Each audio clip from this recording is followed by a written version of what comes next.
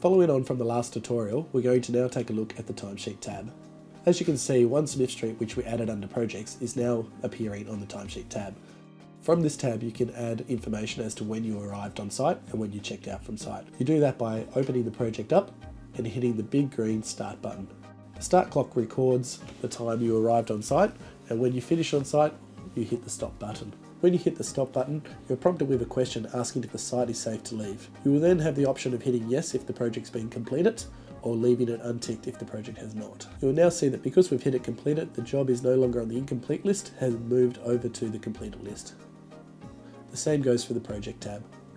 If you made a mistake and you weren't supposed to click complete, you can just re-tick off the yes button and that'll move it back over to the incomplete list so you can go back at a later time.